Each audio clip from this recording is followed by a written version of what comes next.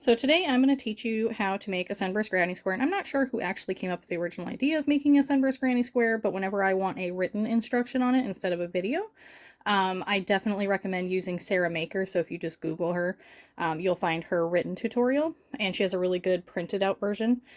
So the main things you need to know is how to make a magic circle or be able to work in a round. So there's also a chain method that you can use. I'm not going to show that on here. And then you need to learn how to do a puff stitch and a cluster stitch. And then this is just a series of triple crochets, double crochets, and half double crochets to make the square around it. So let's go ahead and get started after I show you kind of what you'll need. You'll need a coordinated hook. Most people use a 5mm, but I crochet kind of tight, so I'm going to do a 5.5. Plus, I can't find my 5mm if I'm being honest. A pair of scissors, and a darning needle of your choice. You can also use a stitch marker if that's easier for you. So let's go ahead and get started. I am going to start mine off with a yellow center. So I'm going to make my magic circle. I did make a tutorial on this, but there are tons out there if you don't like mine. Maybe. I'm trying to remember to look at the camera and not my hands. So anyway, from here, you're going to be doing double crochets in here. So when you do double crochets, you're going to go ahead and chain 2. And we're going to do 16 of these, and this counts as a stitch, so 15 more. So you just do a double crochet. Oop, I missed a little bit there. Another double crochet. And you're going to do that all the way until you have 16 total, and I'll meet you back at the end of this round and show you where to go from there. Okay, so I've gotten all 16, and to count them, you just start from your chain 3 that you did, or chain 2. Yeah, 1, 2, 3, 4, 5, 6, 7, 8, 9, 10, 11, 12, 13, 14, 15, and 16. And once you do that, you're going to go ahead and tighten your circle as tight as you can get it. And then after you tighten it, you're going to go ahead and slip stitch into the top of that first one to kind of close the round. And you can secure it any way that you like to do, but I sometimes do a chain 1 or I'll slip stitch, but in this case I'll just do the chain 1. And you're going to go ahead and cut that extra yarn off. And so this is what's going to differentiate me from most people, because I mostly make amigurumi, which is toys and whatnot, but I've had a few people ask me how to make these. Anyway, so my backs aren't going to look good is what I'm trying to tell you. So how I secure it and weave in ends is I start with this top one here. And what I'm going to do is go into the, kind of work your way behind and kind of end up somewhere near the magic circle, because if you do use the magic circle method, there's a chance that it could come apart. So I end up tying it a few times to make sure that it's not going to come undone. And part of that is when you're doing other work other than this, you can secure it by crocheting over it, but you also always want to tie your knots, and weaving back and forth is a way that a lot of people do that. But for the sake of this video and how I usually do mine, because I always end up covering up the back anyway, is I just tie the ends on. It's not super pretty, but it is what it is. So this is the center. And for the next part, you're going to choose your next color that you want. And I'm going to choose my darker pink here. And now we're going to work those puff stitches. And you're going to insert your hook wherever feels nice, and you're going to secure your yarn however you choose to secure yours. I just kind of work in and then end up tying it at the end, so I make sure I have a long enough tail. And so for this, you're going to do the same thing where you chain 2, and then a puff stitch is basically, in this case, you're going to yarn over, pull up a loop, and then you're going to yarn over, pull up a loop, and you're going to do this until you have 7 loops on your hook. So we have 1, 2, 3, 4, 5, and you need to do one more. And maybe. And then after you do that, you're going to Go through all of them and then chain 1 to secure it. And you're going to do that all the way around, and you need to have 16 of these. And wherever you tied that knot off, it's going to be a little harder to get into. And you're not going to chain or anything after that, just to the secure. So 1, 2, 3, and I think that might be, hang on, 1, 2, 3, 4, 5, 6, 7. So you just basically yarn over 3 times, and then you're gonna chain to close, and you're gonna do that all the way around, including that kind of tough area. So what I usually do is I continue to count to make sure I have all of them before I finish it. So I will meet you towards the end on the very last one. Okay, so we are back to the very last one here. So 1, 2, 3, 4, 5, 6, 7, 8, 9, 10, 11, 12, 13, 14, and 15. Go ahead and move that. And so we're going to go ahead and do this last one together. So you're going to yarn over, insert into the loop, pull up. So that's 1. And then we're going to do that again. So 2 and 3. So now you should have 7 on your hook. 1, 2, 3, 4, 5, 6, and 7. Yarn over, pull through all 7, chain 1 to secure, and from here you're going to slip stitch, come on, into the top here. And then we're going to kind of do the same thing that we just did. I'm going to do my chain 1, and I'm going to cut my yarn, tighten that, and then from the back again, so what I'm going to do is I'm going to take my needle and kind of weave it to where it's sitting somewhat close to that one. So, come on, focus. There we go. So we're going to bring it to the back here, and I'm going to kind of weave it down here to where it's sitting somewhat next to it, but not quite on the same stitch, because I'm going to go ahead and tie that off. Again, this is not the best method. I would look up other methods if this is something that you're going to be able to see the back of, unless you don't care, like me. I don't 100% care. I always tie mine 3 times. I don't know if it's just habit or not, but then I'm going to go ahead and cut that off. You can also weave this in and out a few times. And then we're going to go ahead and move to the next one, which is going to be the cluster stitches. And so go ahead and pick out your yarn for that. I'm going to pull out a little bit of this so I don't have to fight with it. And so we're going to do the same thing. We're going to attach it again in whatever method you prefer, but we're going to go actually into this little chain 1 space that you created when you closed them off. We're going to go in there and pull up your loop. And now to make a cluster stitch, or it's also known as, I believe, a bobble stitch, which is what I usually call it. But anyway, so you're going to do the same thing. You're going to chain 2, and then you're going to yarn over. This chain 2 is only at the beginning of each section, by the way. So you're going to yarn over, pull up a loop, and so the difference here is each time you come up, you're going to pull over and do half of your double crochet. So go through 2, and you're going to do that 4 times until you have 5 loops on your hook. So we have 1, 2, 3, and 4. So we're going to do it one more time. And so we have 1, 2, 3, 4, and 5.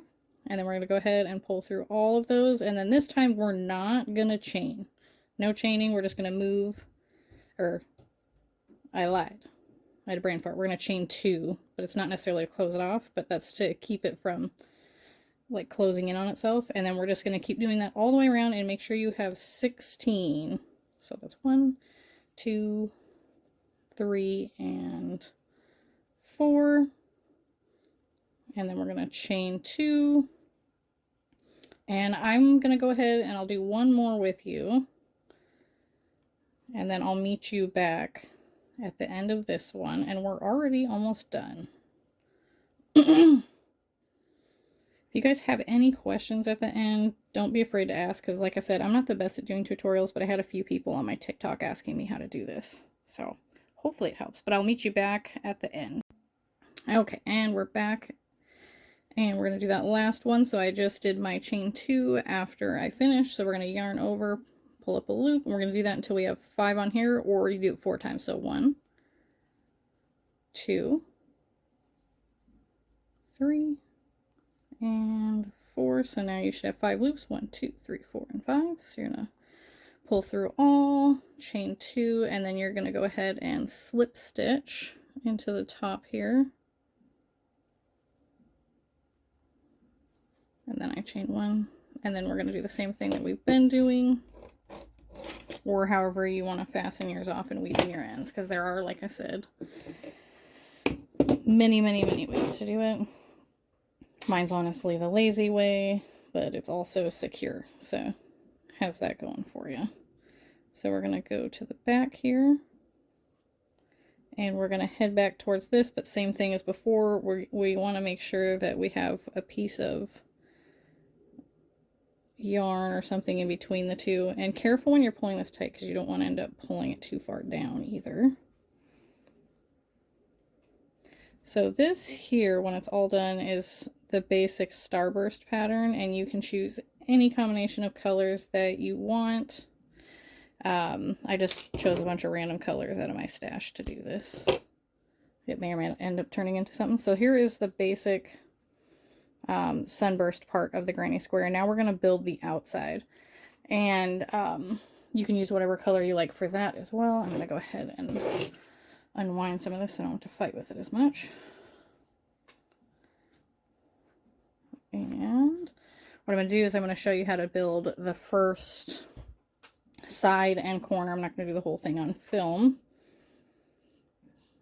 And so you're going to pick any spot like we have been doing and attach your yarn however you like.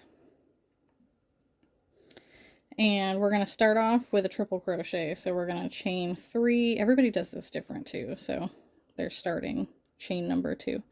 And then to do a triple crochet, you yarn over once, yarn over twice, and then insert. And then you're going to pull through 2, and pull through 2, and pull through 2. And so now we have 2, and so for each corner, this is like the first half of a corner, you'll have 3 here. Now we're going to move to the next part, and then we'll build a corner together. So this is going to be 3 double crochets.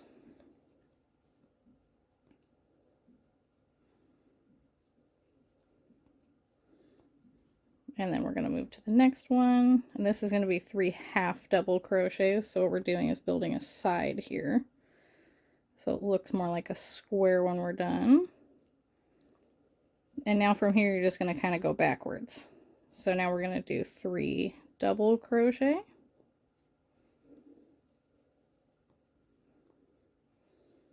All right, now I'm going to show you how to build a full corner here. So we're doing triple crochets again, so do 3 triple crochets just like you do for the sides. Now the difference is once you get that third one done, instead of moving to the next stitch, you're going to chain 3. So this is building the corner, and into that same space we're going to do 3 more triple crochets. And 2 and 3.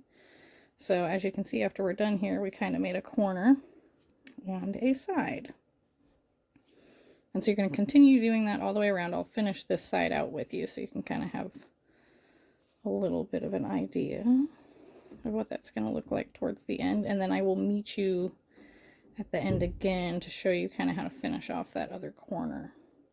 So 2, 3 double crochet after the corner, and then now we're working on 3 half double crochet, and then 3 double crochet,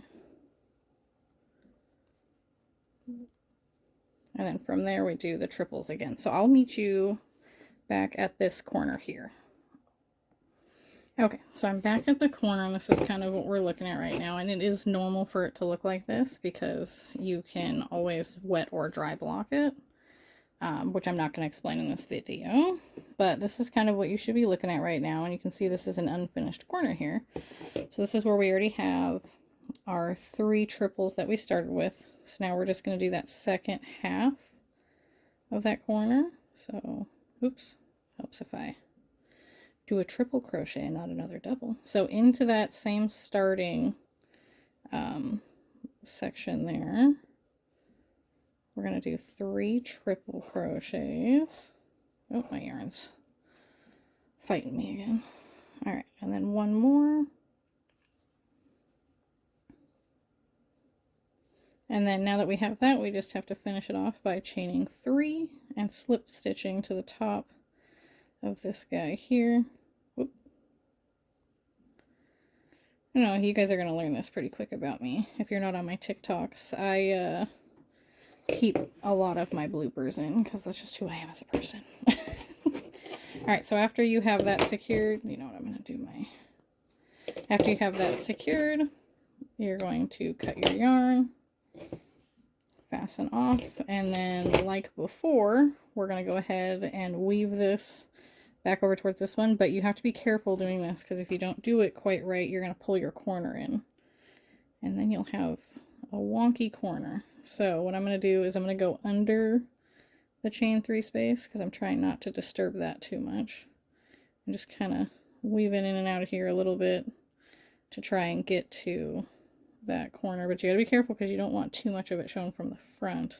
Not that you can completely tell right now, but you want it to stay like this because if you pull too hard here, your corner kind of disappears. So we're going to leave that a little looser. And you have to be really careful when you're tying this, if this is the method that you're choosing. So the first one I do kind of light, the second one I do tighter, and the third and last one I do the tightest. And like I said, you can weave this in and out if that's what you choose to do. It just doesn't feel secure enough for me. There you have it. Your finished granny square. Sunburst granny square, I should say. And if you wanted to wet or dry block it, it looks more like this when it's all done. So you can see it's kind of holding its square shape, which makes it a lot easier to sew together. So I hope you enjoyed that.